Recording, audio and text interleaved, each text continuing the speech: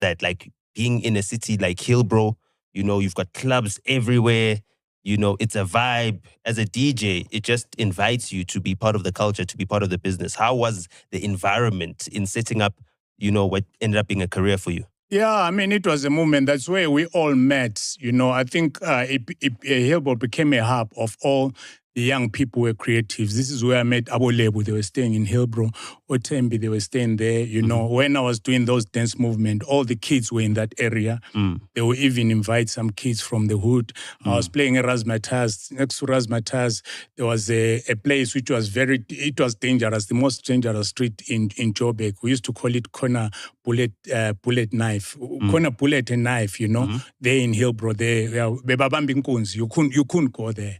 But because me, I was known now at the club. So those guys, so there were also a lot of gangsters. This is when I met in that area, at Razzmatazz, guys like the Minister of Arts and Culture now, Abo Gaten. Oh, Gaten. Yeah, with those days, there was a lot of something called check rolling. Oh, the guys check will roller, come, yeah. They will come to the club and then they will get the girls, they may clap in and then they will take them by force, to understand, whatever, Machek Roller. But Gaten was part of those gangsters who were coming in, enjoying the music. So we've always been exposed to all, that gangster movement.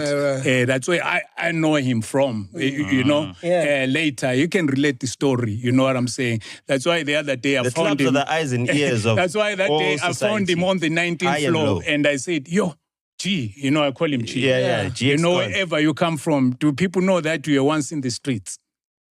Doing all these things. So it was a lot of that stuff happening in that movement. But the culture was growing and, there was a lot of growth there because this is where, I